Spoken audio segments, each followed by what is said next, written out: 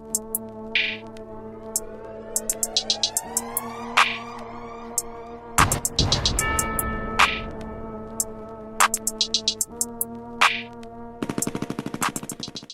yo, what up, ladies and gentlemen? Boy with a bag out here. Welcome to the Bag Talk with the boy with the bag. TBWTB, Sharp Faded. Ever victory, I'm not alone, fanda. I have a special guest, Sharp Faded. Mr. Evans, please just introduce yourself to them people. Well, thank you very much, my brother. My name is Evans Mabato. I'm from the small town in Limpopo called Seshego. So I'm a student here at NW. I'm doing my final year. I'm studying the Bachelor of Social Sciences with history. Wow. So just guide me through how was it like growing up there in Limpopo, because most people see it as a messed up place. Like, we are not from that. They talk about the heat, but I've never heard anything like crying with Limpopo. Is it that bad or something like that? Please just guide us through how Limpopo young fella. No, growing up like any other child in the township, it was a very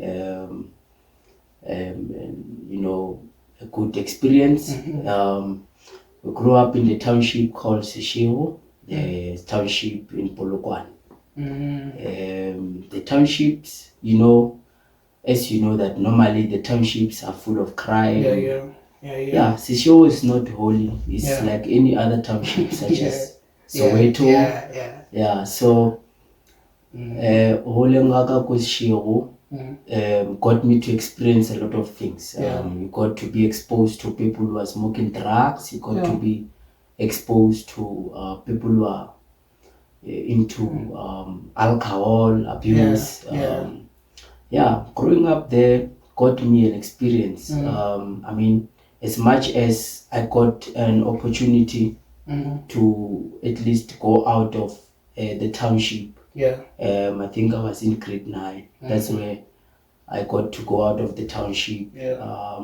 But my experience in the township was very much important to can see what are really lives of black people in the townships. But my departure in the township, my departure from the township got me to understand the two different of locations, the two different environments. You are a young boy coming from the township. Now you ought to adjust to the life of suburbs. And you got to understand really the township life. Is it the life that black people must be subjected to? You get to have an anger around that to say, why should black people be exposed to such life? But we got to know from our history that the township are man-made. They were made by this our former colonizers. That they put black people in there. And you check, most of the township is only one exit and one entrance. So you got to understand, these people, they really created these townships to put us into that system. And it really killing the black minds, because in the township, really you got to get the thinking capacity of a person coming from the township. Most of them, I'm not looking down on anyone, but most of them tend to think in a specific way. But you get to have a mindset from someone who's in a different environment outside the township. You got to see the difference, that the environment really to contribute to the mindset of the people. But what I like about the township is that it gets you to be street smart. There is nothing in life that can shake you, because those experiences in the township, they build you the person, like, to make you the person that you may be after those experiences. But it was a really difficult experience, but we ought to adjust and allow the life to be. But we're so lucky to go out at that youngest age, in grade 9, I think. Wow, what an answer, bro. Like, already it started from how you grew up back at Gas, and already I can hear your mindset with stay more political thing. But we're gonna get there. So Shaq Piri, hey bro, I saw this other video of yours, and you were outlining something like, oh, you got involved into leadership or politics when you were in grade R. I'm like, what is this guy talking about? Bro? Yeah. Please just explain further what you meant by that. No, sometimes people don't understand what is politics. Yeah. Politics is not parliament. Politics is not protest. We define politics in different ways. Yeah. Others tend to define politics as getting getting to get the people what they must get and also what they mustn't get. Around that, you are in a way simplifying politics to say you are concerned on who must get what at what time and who must not get what at what time. Yeah. So around that, the involvement of politics in grade R is through at least this thing of class rep. This thing of class reps. Yeah. So I was very active from my youngest age to can want to be a leader, but I got to be a class rep. So I refer that as the beginner of someone who will be interested in politics, because once you are class rep, you are representing your people, your peers in the class, and a lot of things that as much as I may not be that I can say that radical or that I can't like, maybe if I can't expose certain political or certain leadership character, but at that youngest age I do things that are of my age. But in that sense, it doesn't mean that I can't voice for those who are voiceless. So you find there are kids in class who can't do certain things, but because you are their representative, they come to you and then you get to tell the teacher. So I refer that as a beginning of my political journey and leadership journey. Do you think maybe you were motivated by the people back at home for your character to be like that, maybe like primary and high school? But do you think maybe there's someone more life in your whole played that role or now for that idea or you gotta be in the leadership things, time for the people? Yeah, no, at youngest age you don't know what you are doing, just do things, but influenced by where you come from. I'm from a father who was very vibrant. And my mother as well, they were very interested in politics. Even my mom is still interested in politics even today. There are those people who are eager for change in our society. So my father is someone who has recorded history in the cast that I tell you that I'm from, Sishio. And they were in a way staying in this other section called Murule. And then they got to have a team up with their comrades and their friends as well to say, we cannot suffer while we have a land right next to us. And then right next to Murule, there was Zone 1 extension. But that Zone 1 extension, it was not yet declared a location. It was a bush there. So they teamed up and then they went to do this thing of expropriation of land without compensation. I'm glad nowadays it's a topic that people talk about, but during those days my father went there and I was told that he was the first one to put a shack there and the rest followed. And then today you check the place, people are staying there, it's houses, it's a very organized community. All because of your father. So you check, this is the legacy of my father. And drawing from that line, that's why today I believe in the policies of expropriation of land without compensation, those kind of things, because I've seen how much it can impact people to say, if people have the land, they have the pride. So today I have where I can call home because of expropriation of land without compensation.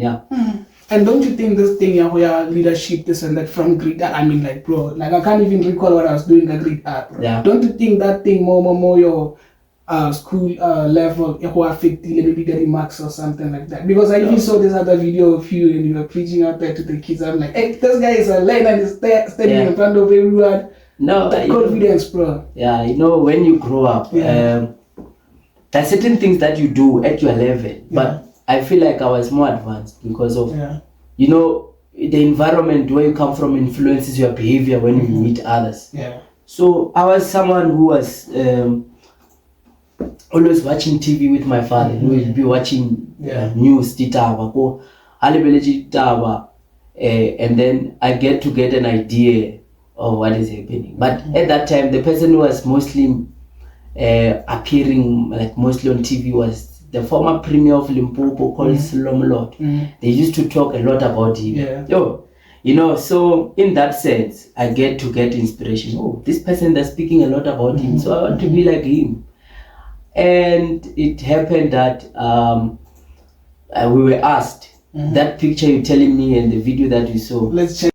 When I was still the president of Mola Canning High School and deputy president of the Petersburg Court Hewitt.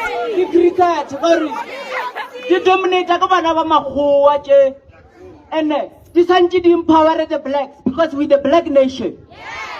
You can't say we live in a rainbow nation, but you discriminate us in the sport. Sports must be the one that unites us.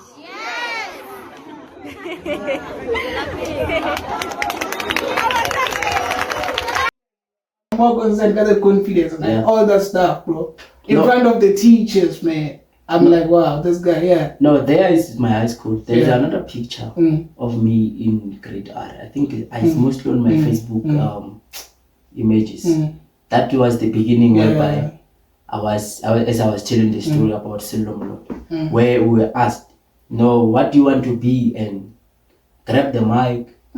When I grow up, I want to be, but I was saying I want to be a premier, in which that was, in a way, what I can say inspired me by the, you understand? So it's not a matter of me participating in politics for political expediency and stuff. So, but that was at that time because I was influenced by where I come from. But I got to go to other grades as well, grow up. But upon my departure from primary school, I got a certificate of recognition, and that certificate spoke to my leadership qualities.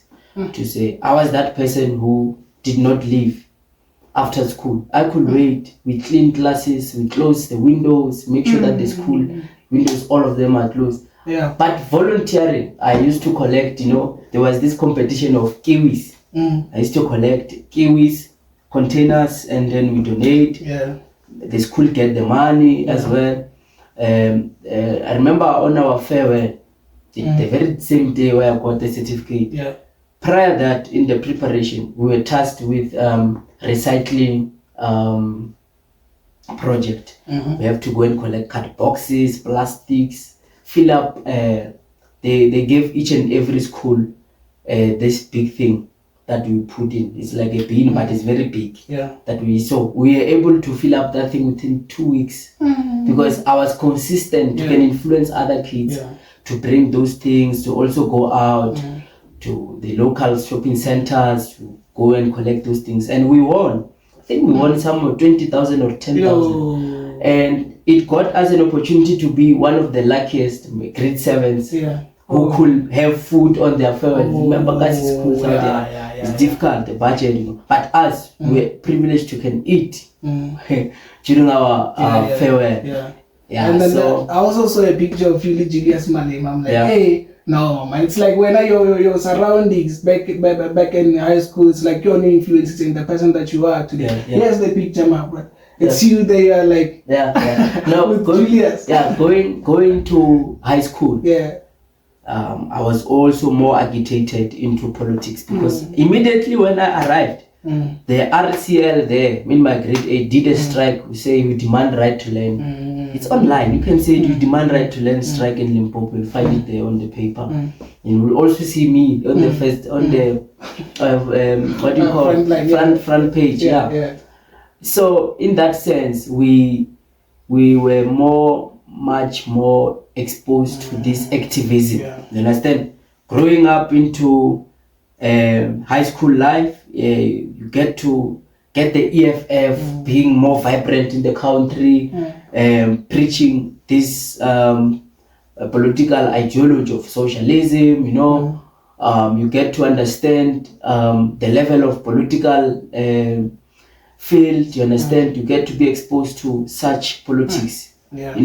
But growing up there, we got to understand that this is politics. We must also participate. You understand? So we continued with our advocacy, and then in my grade 11, I became what you call, they used to call us peer mentors. So peer mentors are people who are, in a way, the first people that students can speak to, based on our popular. Everywhere where I was always being popular. So I was popular in my high school as well. Those high school celebrities, but I can't say I was a celebrity, but I was popular. You understand? So, but we got to be a task to be peer educators because we are known, and students or learners love us, so they can feel free to come and talk to you when they have problems. So I got to do this project of sanitary towels with my team. We went to the local stores and we got to get some assistance from one of the stores around my township. It donated, I think, more than 5,000 sanitary towels. Girls call them what, panty liners or whatever. So they supported my school with those things. And we come from a very difficult background. You understand? So as much as I'm out of Kasi, but I was still schooling in Kasi by then. But the kids in my school, girl children, got to get a privilege of accessing those things, because you get to understand that during their times or their days, they can't come to school because they can't afford sanitary towels, those kind of things. Others use toilet papers, others use different kind of things to can make themselves appeal to the peers as well. But we got to solve that problem during that time, and it sustained my school for about 3 years. Even after I left high school, others still got that opportunity to can access those. Would you say that, man, you hate white people or what, man? If I ask you right now, do you hate white people? I wanted to take you through to that life of my high school before we can jump into that. So in my grade 12, I became the president of the school, and then I got to also lead in the second level, in which included a lot of schools under my district where I'm from. And upon that, we grew up very close, as you asked, to the Malema family. Rebashabi, and when you are Bashabi, obviously, Renabashabi, Lembas, we in a way regarded ourselves as one big family. Bashabi King, it's like Bashabi is our tribe. It's most commonly in Limpopo. So we got to know our traditions through him as well as through our families as well. But there was so much similarities in that as well. But when I became the president, what is important is that he reached out to my school, and then we, in a way, turned my school into the state of art. We got to improve the facilities in the school. We got to improve the conditions in the school, and that motivated me more to say, that is what it takes to become a revolutionary, that you ought to care about the people. So we did a lot of development in Mutlaganeng High School. He also schooled there, by the way. So he was also SRC president during their time as well.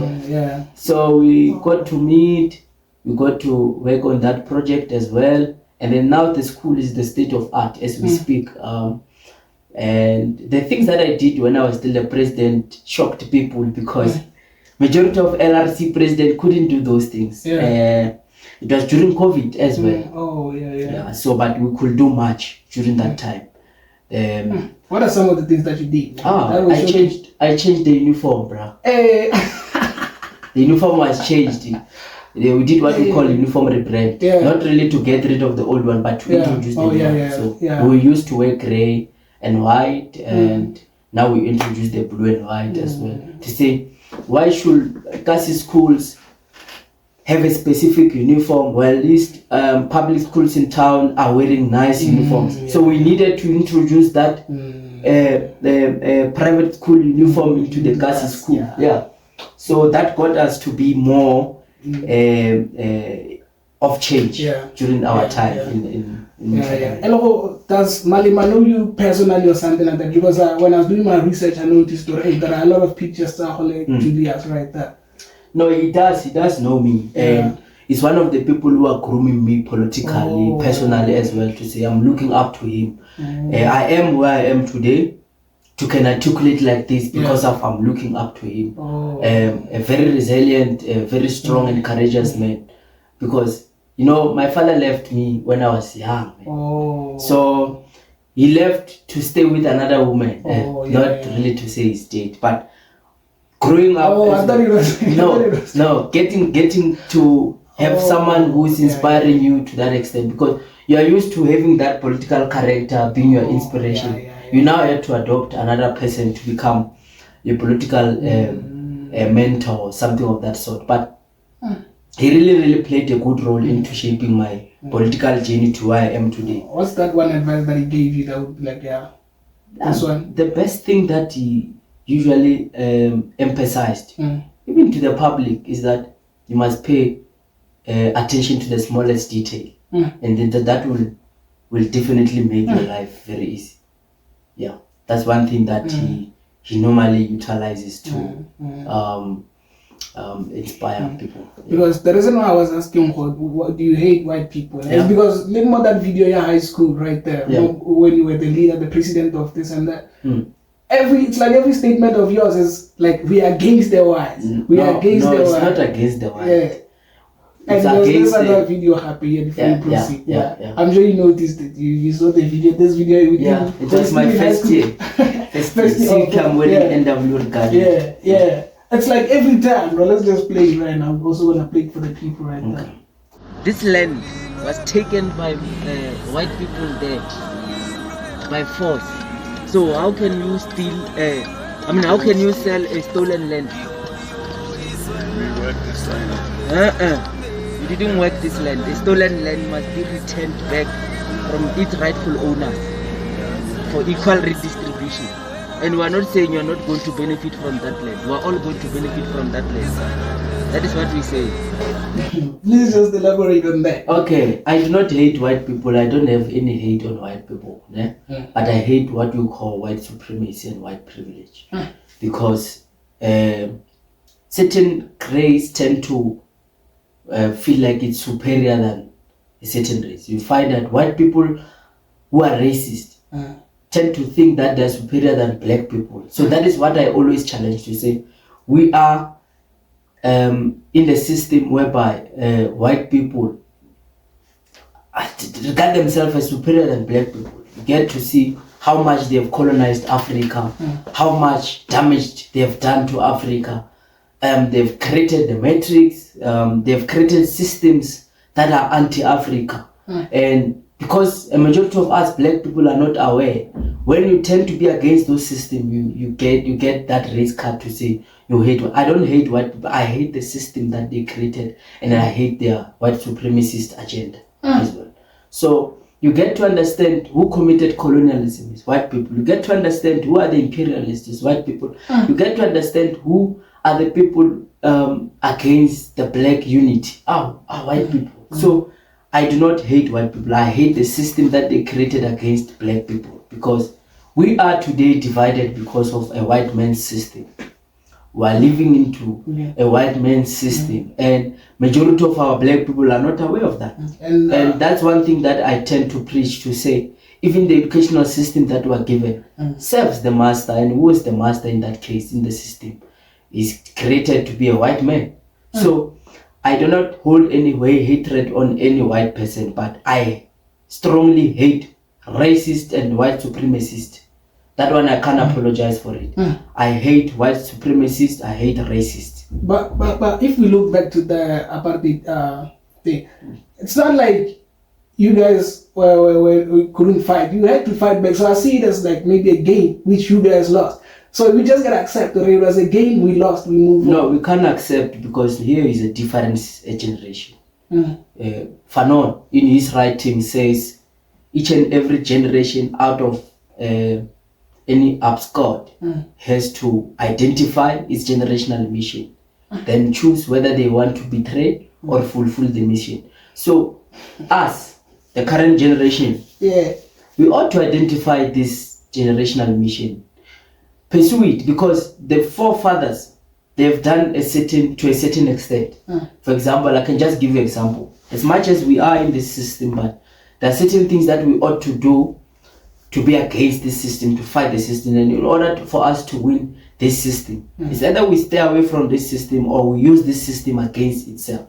So one of the things that the EFF, I can say, it has done so much. It has given us a generational mission as the current generation, in which is to fight for the economic freedom.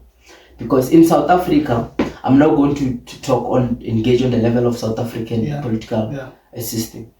We are, in a way, as you mentioned, apartheid, we were given an opportunity to govern ourselves. But the only things that were given to us by these oppressors was the political freedom. But they withheld the economics. They withheld the money. They withheld mines and all strategic sector in the economy. So you get to understand to say, what type of nation are we going to be if we're not in charge of our own economy? Because we're not in charge of our own money. We're not in charge of our own bread. So these people, they gave us politics because they knew that economics can still control politics. You get to know today, these people are in a way funding political parties. They're controlling this political battle. They're controlling all what is happening politically. But it's the only EFF that you can check on their books that they are refusing to be funded by these people. In South Africa, we have what we call the white monopoly capital. Those are the people who are in charge of the economics in apartheid. They're still in charge of the economy of South Africa. More than 85% of the economy, they're in charge. So even the VAT increase, it doesn't affect them. It affects us because we are the consumers in the market. We are not in charge of our own economy. So these people are, in a way, using this political field as their controlling system to say they use money to sponsor certain ideas and certain political agendas. So you get parties like Action SA, you get parties like BOSA, you get parties like DA, you get parties like Rise Mzansi, you get parties like, even in Tantalax, the things that he was doing, he was probably allegedly being got funded by the white monopoly capital to, in a way, try and demoralize the EFF and falter it politically and stuff. But because we do not depend, because the EFF do not depend on any white man's money, that's why they can't even destroy it itself. You understand? So I'm trying to give an example to say this is how these people are using the money and the economics to can still be in control of us. And you check, we do not have freedom. We're not free because the white man created money, and money is a system. As much as people understand that we are in a system whereby it's dominated by the matrix, then you'll understand how money is playing a part into propelling these systems, into propelling these dominant colonial systems that we're having today. So that is the brief that I can give you into the question that you asked. You also mentioned the VAT there, and there's this other guy, Barike Romeo. Romeo, shout out to you. He asked, but what's your take on this VAT increase? 0.5% that VAT increase. No, I think we all ought to be much more,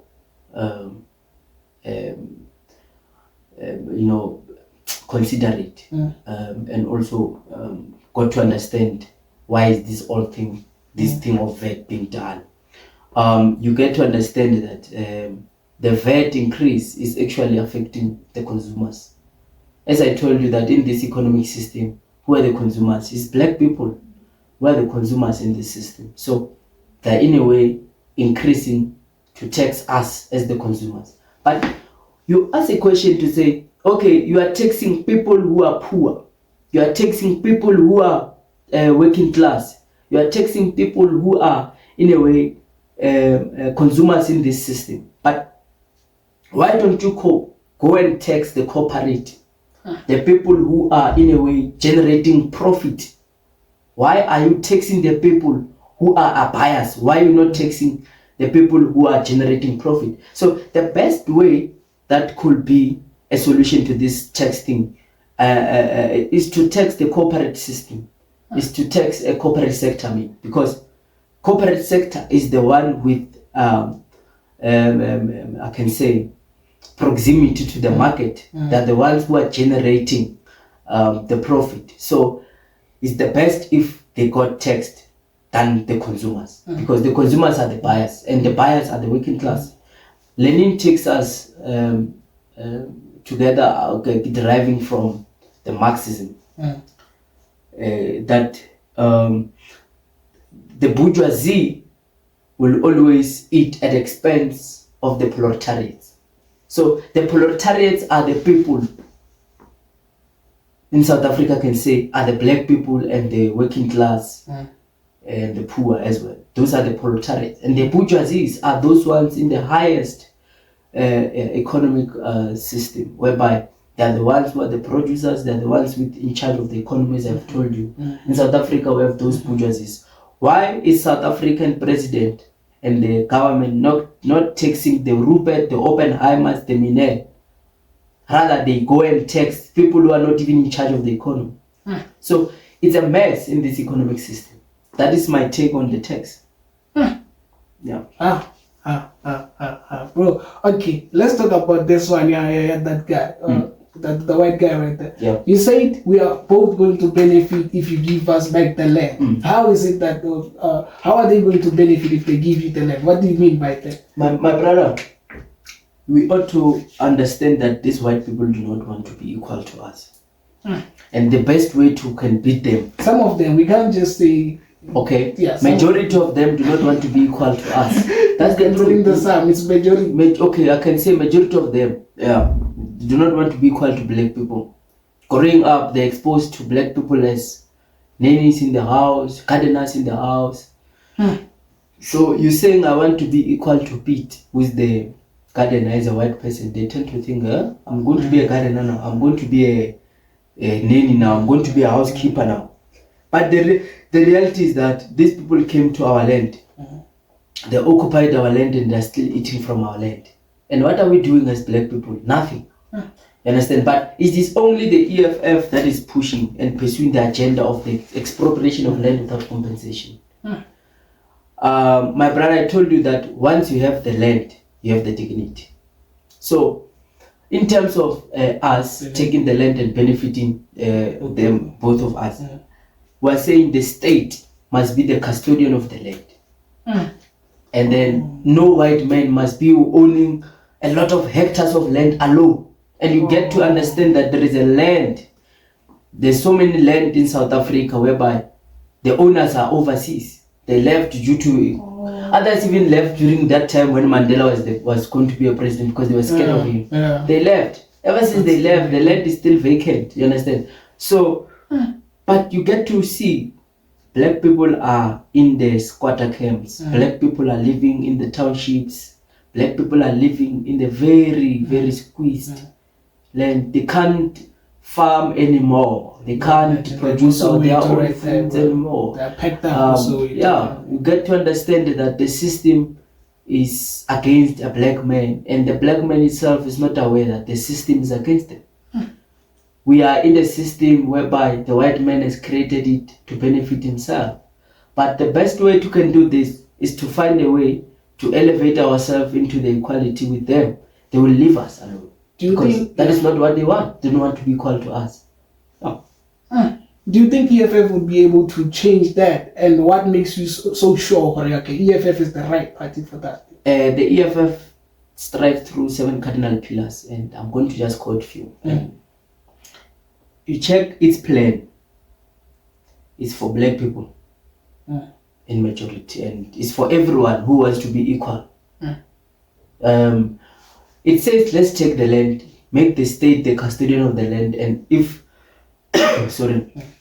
if you want to be a lecturer, if you want to be a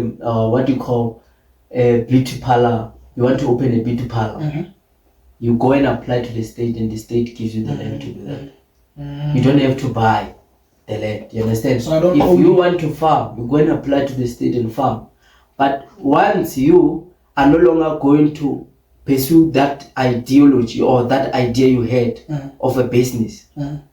The state takes that land and gives it to someone else. That will, in a way, defeat a white supremacy in the economy, because we have a lot of white men, white women who are owning the land but are not utilizing the land for its purpose. You understand? You find, as I told you, others are in overseas, but the land is there, not being used. You understand? We're trying to also address those kind of situations. So the EFF, it takes the land, makes the state a custodian, and then the people are able to equally access the land.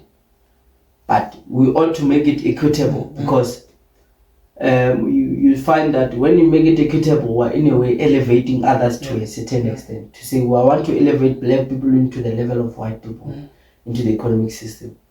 So a strategic sector in the economy ought to be also nationalized. That we shouldn't have individuals owning the economy alone. We shouldn't have individuals controlling the economic sector like we are having in South Africa. The mines that we see in South Africa is having, the gold, the oil minerals that are being produced from South Africa. You get who are the beneficiaries of that? It's those white monopoly capital that I told you, the bourgeoisies. You understand? So EFF says we better have those mines benefiting the people of South Africa. We better having those mines. And what I like about the EFF is an idea that will live longer, because it does not only advocate for the South African people, it advocates for Africa. That is why we are in a way saying Africa must have one state president, Africa must be having one parliament, one military, must have the United States of Africa, the very same way we are having the United States of America. So that is the only way we are going to defeat all these imperial forces and colonial forces, because our unity is their threat. You understand? So Muammar Gaddafi created an idea that we must have a central bank backed by minerals. That is going to be the very rich currency ever in the world. If we're having currency that is backed by the minerals, and we're having a central bank, my man, I'm telling you, we are going to be the richest continent ever, because all minerals are coming from Africa. All these economics in the world are depending on African soil. So why are we not using African soil into our benefit? You do that, they kill you. But that shouldn't be a scoremongering. That shouldn't scare us as the coming generation. We must rise as black people, as the black young people, to say enough is enough. We must demand back Africa to where it is. Yeah, so I'm drawing a very good inspiration from Ibrahim Traore, the president of Burkina Faso. He lately said that as much as they tried to kill him 19 times, he's saying he's not scared, because these people are in a way using that those who came before you were killed, trying to do whatever that you are doing. He's saying those things were used to scare us, but we shouldn't be scared. It's the upcoming generation. We must be the ones who are transforming Africa, because should we fail as this generation, what about the generation that is coming after us? So we must in a way take these things serious, because they've created systems like Groove, iPhones, all these lavish things to keep us into distraction. You understand? I do groove, but I groove with a caution. When I go to groove, if you can observe me, my friends know I like sitting at the corner isolated. If it means that we sit at the VIP, let it be in what we mostly do. You just observe. I'm the observer. I left alcohol a few months ago. A few months ago, are you sure you left? I left alcohol a few months ago. For good, so you're no longer going to be drinking? I'm no longer going to be drinking alcohol anymore, because I've seen how much it has distracted our young people. I've seen how much it has distracted our generation, because we forgot ourselves. We forgot our purpose. We forgot what we should be pursuing as young people. Maybe the way they drink it then, because maybe they consume too much of it. Like imagine I'm just chilling in my room. Who created alcohol? They created it. It's also benefiting the system. It's not benefiting us. Alcohol destroyed a lot of families. Yeah, you are right. Alcohol destroyed a lot of future potentials. It destroyed a lot. Alcohol and drugs. As much as what you are saying that people are abusing it, it's here. There's nothing we can do against it. But if you can check the generation of 1976, when they were striking against the educational system of Bantu education, they went and destroyed the shebeens. They went inside the shebeens and took the people outside. They even kicked down the alcohol of elders that you are drinking alcohol here. Were faced with the police who are shooting us. So, some, like maybe let's just say some universities out there, they sell alcohol, maybe get events to try and support those students who are defunded or don't have funding. So that's what I'm saying. I think we can't do anything to alcohol because we have normalized it. But should we be aware of what it does to us that will save us? As I'm safe today to say, I'm no longer drinking alcohol anymore. Because I want to set a good example to say, as much as I'm saying this thing is contributing to our system, we really need to be aware of it. But okay, your party, man, EFF, the one that you're supporting, is falling apart. I notice it because people are leaving right there. What's your comment on that one? No, the EFF is not falling apart. That thing is an idea that is existing in Zimbabwe, it's existing in Lesotho, it's existing in Botswana, it's existing in many of African countries. EFF cannot be defined by an individual. Just because I left EFF doesn't mean EFF is going to die. That thing is a generational mission. You read its policies, you'll understand that it stands for black people. It stands to challenge the system that we're in. They will, in a way, obviously, those who are against black progress, they will, in a way, use money, as I told you, to give certain individuals money to leave the EFF. In most cases, it has happened. Those who left the EFF, they were given money to leave and discourage the people. But the EFF branches are still intact. The EFF went to its successful conference, very disciplined. The EFF never fell apart.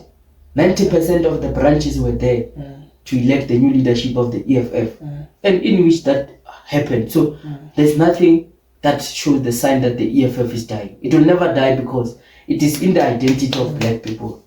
It advocates for the well-being of black people. Should we abandon it? We're abandoning ourselves. Last year, the votes last year, I saw your video saying down Ramaphosa down. ANC Futek. I think, bro, you can see people are not voting for that thing, EFF. It's not working. Maybe it might work in the future, but how about we try and build the leadership that we have right now at ANC and try to make it a better one? No. You can't say EFF is not winning. There's no one who won in the 2024 elections. No one won. No one. All these political parties, no one has the majority outright. So it's a building factor. You cannot take take government in 10 years or 15 years. No. It takes long. So we're glad that people like CIC Julius Malema are setting foundation for the people who are coming after him. Like as Oliver Tambo did. Oliver Tambo was not here when the ANC became government. He was not the president of the ANC. But the ANC took it more than 50 years to become a government. So I'm saying the struggle and the revolution cannot be won tomorrow, but it takes a development. It takes a development to win. But we have seen that the ANC is deteriorating. Because most of the young people are now voting for EFF. The view that I hold is that all black parties must come together. Form a government of national unity, as you are saying. Form a very strong unity and that will be the win of black people. Because I told you that these people who are in charge of the economy are using money to play this politics. Yeah. You know what they are doing? They create these small parties, in a way to divide the votes of black people. You understand? But should ANC in a way not team up with these white people?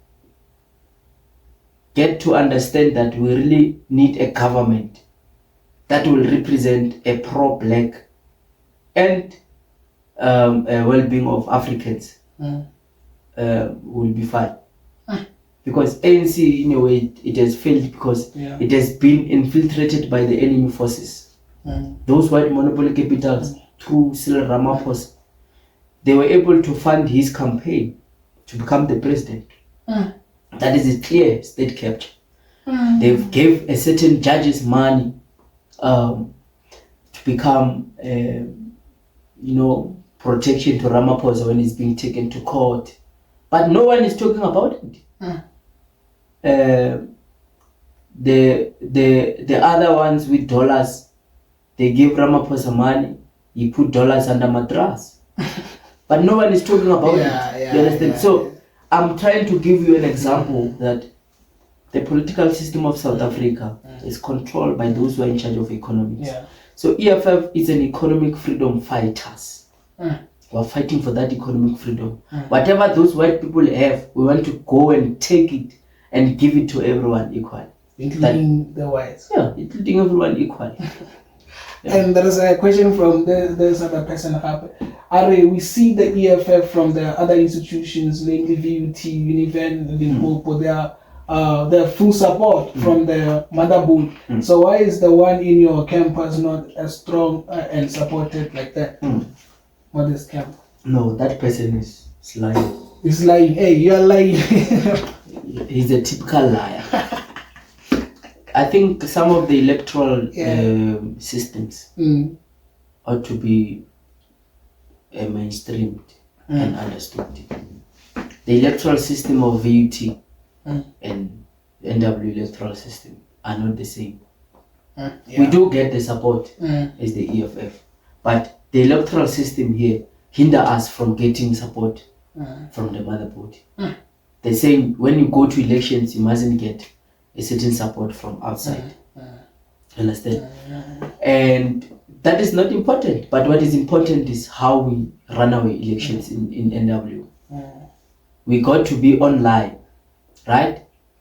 You got to see the system being withheld. We do not have observers. We are not even sure if those people who are saying have voted, or we're not even sure that the EFF numbers are really true. So if you check how this system is of NW elections, you are given a recognition as a support group, not as a political party, and then individuals tend to contest, but not wearing a political regalia, in which our supporters are not being able to differentiate. This one is from SASCO, this one is from EFF or what. That's one thing that also disadvantages the EFF I see here. And you got to see that the campaigns as well. You ought to report what you're going to do, and you get to see who are the people in that independent panel. Others are from associated from with other political parties. They are able to sneak that information and feed it to other political parties. That is the allegations I'm thinking I'm giving. But I'm saying the system itself, I don't see it as independent, and I don't see it as good for political parties. I feel like political parties should be recognized and they should be able to contest as political parties, and people being able to differentiate between independence and political parties. Well, you see what I would say to you guys, the reason why maybe you are not leaning there. It's like each and every EFF member or leader, they approach each and everything with a fight. You know this other girl, Barake, Jennifer, Mukwena. She's the president, SRC or SEC president. There was CUT, I think. Well, then it's like everything that you guys do, even your leader, Julius Malema, it's like he has that anger, man. No. I think that's the reason why most people I think if you study the socialist politics, you'll understand that this is what we call a radical character. They're not angry, you're radical. And it's not violence. It's how you speak as a radical posture, a radical leader, the person who took a radical posture. I mean, if you can see myself when I address, for example, I tend to be seen as if like I'm angry and I'm not angry. Oh. That's how even socialist leaders tend to be when they speak. It's an ideological orientation as well, to say, I ought to take you through to say, it is not the anger, it's radicalism. Right, this is how it works. It's unfortunate that you guys get to be exposed to the final stage of it. This is how it is. You get to engage, right? You engage and not being taken to consideration or into account. You engage again, you raise the concerns, and then they're not being addressed. And then that's when you tend to be radical, to say, okay, now if I show how serious this thing is, these people will be able to hear me. Then you tend to be radical. For example, let me give you an example, as you mentioned our leader in parliament. He will be speaking. It's not, let's say he's speaking. The point is not being addressed or it's unfairly being treated. And then there's going to be a certain extent whereby he's going to, in a way, show a radical posture of whatever that he want to address. So that is how it is. It's not being barbaric. It's being radical, because we are a revolutionary a movement, and revolutionary movement are in a way compounded or guided by the radical policies, radical characters and cultures as well. So we pursue what we call the revolutionary cultural values. And there's this other point from this other guy, Happy, the SCC needs activists like you 10 times. Times 10. Why don't you run for SCC, my brother? Or did you try and then maybe... I can remember last year. Remember, it's a very difficult environment. Once you go and sit in the institutional court or a DC, you can't run for the SCC. So I'm no longer eligible to run as well. So, but it's because I've taken that ticket to say I was blocked from running because we did a protest. Last year. That one. We participated in the protest, and that got us to be identified, because I was shocked. Why are we only identified but not everyone in the protest was charged? You understand? So we got to be identified, and then that's how we got to be charged. And once you are charged, you can't run for the SCC. So, but it doesn't mean I can't do my activism. It doesn't mean I can't care for my students. I'm still in politics. I'm still in student politics, and I'm still vibrant in student politics. And I'm going to ensure that whatever that the students want it to be voiced out, I'm going to be the voice of the voiceless. So back when we were doing the intro here, and I said introduce yourself, I was expecting you to tell, okay, I am the president of the decolonized education in Africa. The defenders of the decolonized education in Africa. Tell us more about that. What do you guys focus on that thing? The Dodea, it's an organization that seeks to exist in all institutions of higher learning in Africa to advocate for the transformation of our educational system and abolishment of the colonial educational system that were being fed in Africa, and all the ideologies and policies that are being given to our universities and research institutes and institutions in Africa. Yeah. So we want to raise an awareness that we need to decolonize our educational system. So Dodea is a movement that seeks to conscientize African youth, African people, that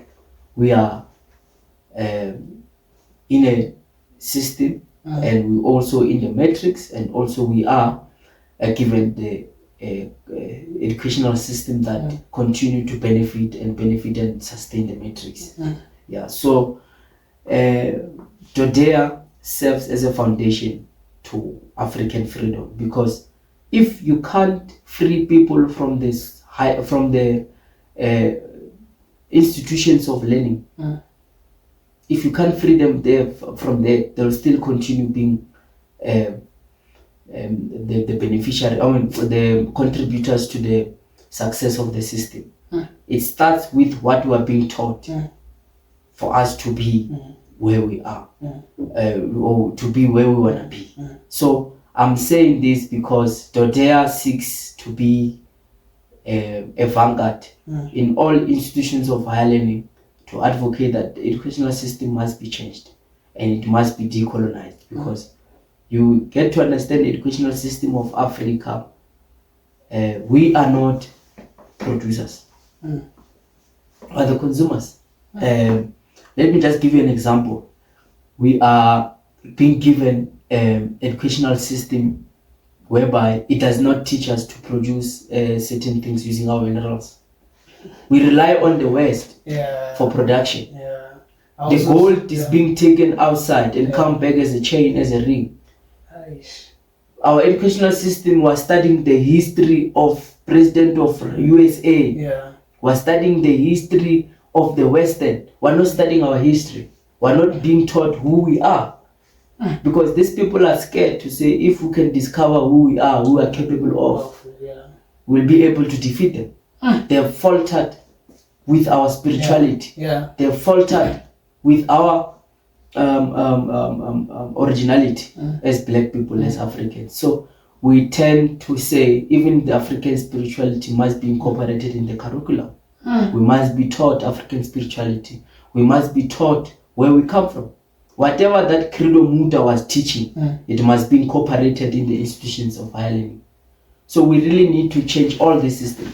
It won't be the thing of tomorrow, but it will take long. But if we can't do it, then it won't happen. So we'll rather die with our boots on, that those who would take after us are able to take from somewhere and take it to somewhere. So, and then we'll end up being a free Africa. Since you're talking about African spirituality, do you believe in God or ancestors, or what? I believe in God and ancestors.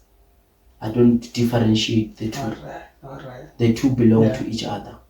Because the Western people, I don't want to be much on spirituality, but I'm going to, in a way, show you that when they were, in a way, faltering with our religion, or when they were imposing religion on us, they, in a way, created our ancestors as demons.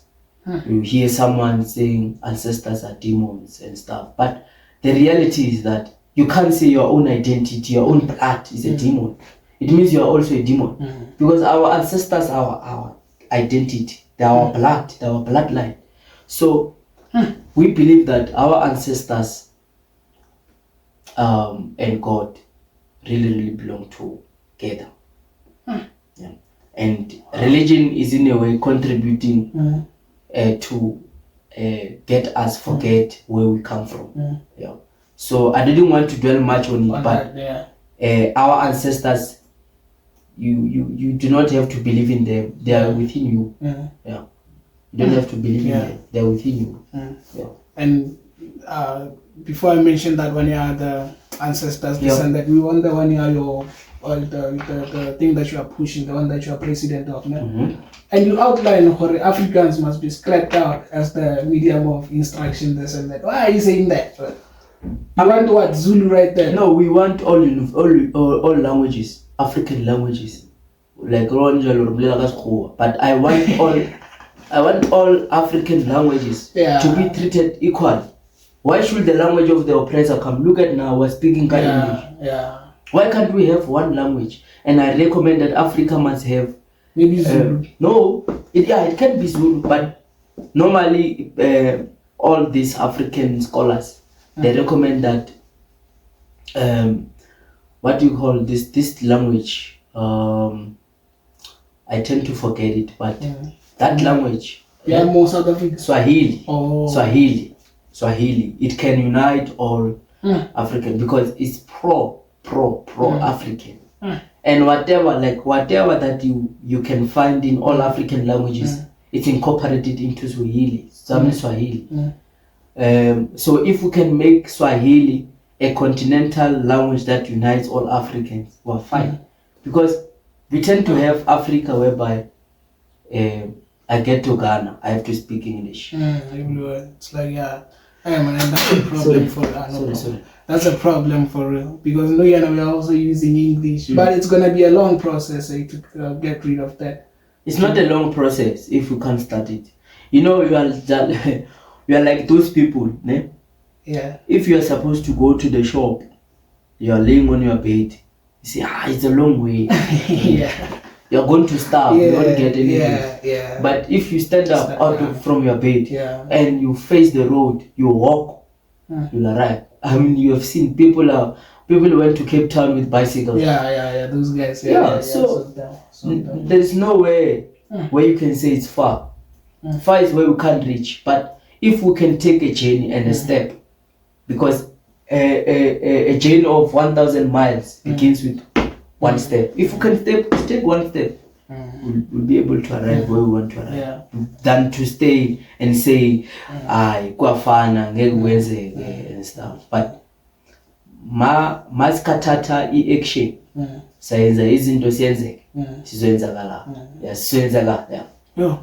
And this other thing that you were mentioning about grant, it's like you are against grant or something like that. It's like you believe or it's a distraction or something like that. What's your take on that one? What are you saying? No, I'm not against grant. Which grant? I'm saying 350s are being given to us to, in a way, why don't you just give us entrepreneurship support than to just give us 350s? I mean, like, why don't you give us entrepreneurship opportunities than to give us, 350? What am I going to do with 350? 350 can't sustain me for a month.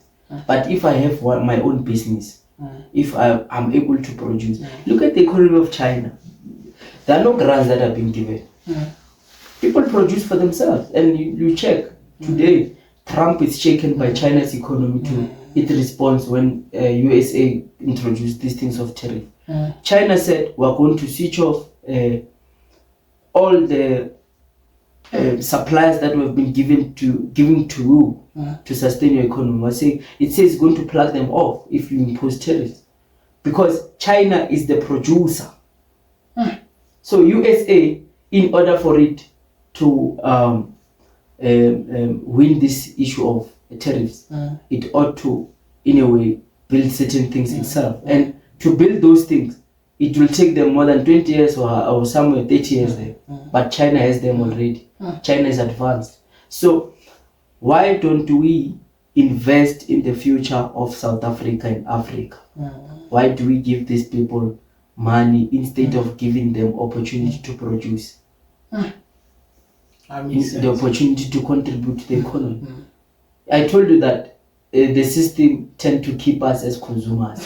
They know if we give you 350, you're going to ShopRite, you're going to Pick and Pay and buy. You're going to these shops and buy. And in that sense, you remain a consumer, not a producer. But I feel like you guys are trying to go against everything that ANC says. No, we're not against the grants. The grants must be given.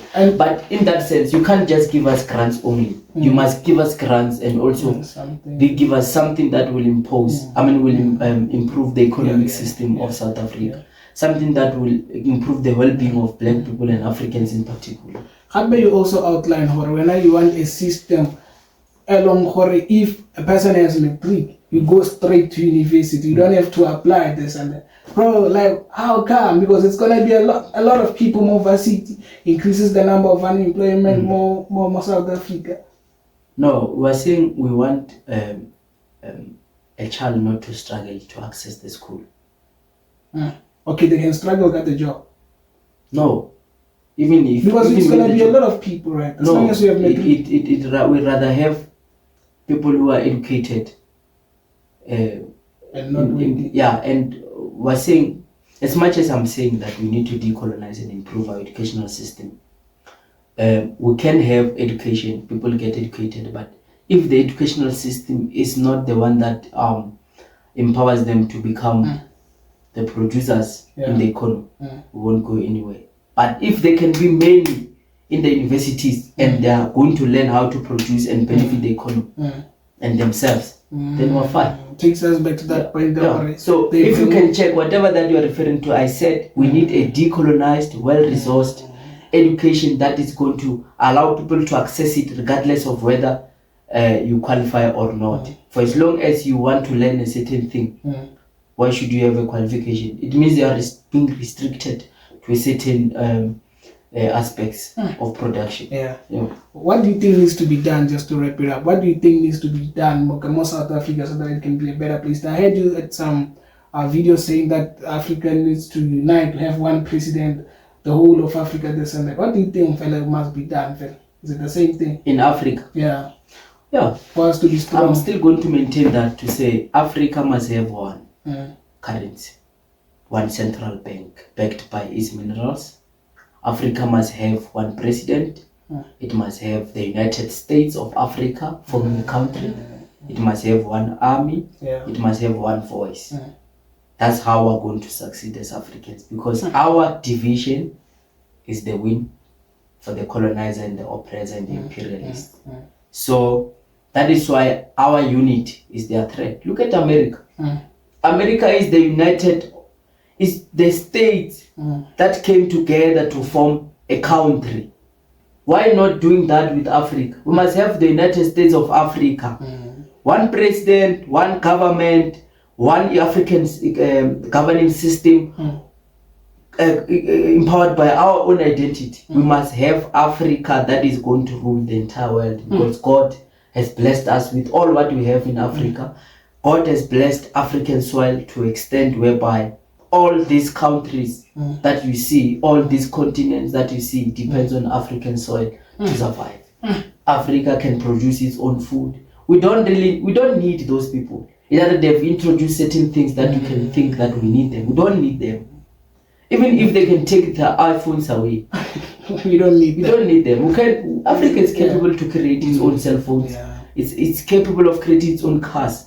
It's a matter of the educational system that is being fed. And I support that thing that you are president of right now, because I think the system, your education, it's teaching us how to remember, not to think. I think definitely you are being taught to go and cram, pass and forget. It's a CPF method educational system. And then you check after graduating, they can ask you simplest thing that you did during your degree. Time, you will not even remember some of the things. But should you have gotten a skill? They ask you how to do this. You pack that thing. You pack that laptop. You pack that car. You pack that. That's something that will live with you forever. And then it will also benefit the country and the well-being of the people. But because we are being fed educational system that is making us to become remembers, then we'll forever remember the oppressors. We'll forever remember the imperialists and the colonizers. Just tell the people how you want to be remembered as, man. Because some people, I'm sure they see you as this guy who's just too focused on leadership. I'm sure each and every person around you, when you're just chilling with the gents, you talk about leadership. Even maybe with your partner, you'd be like, leadership. That's how I see you right now. I'm like, yeah, this guy is too focused on this thing. So how do you want them people to remember you when it's all said and done, my brother? I want to be remembered as someone who's eager for change. I want to be remembered as someone who wants to transform Africa into a better continent. I want to be remembered as someone who understood and conscientized the people about the matrix, about the system itself. I want to be remembered as someone who came into this world for change. And I want to be remembered as someone who will forever and forever stand for change and justice. Yo, hi. Perfect, my brother, perfect. Hey, yo, shout out to you guys. Don't forget to hit that subscription button. Back talk with the bro with the back. TBWTB, Shaq Faded, we out.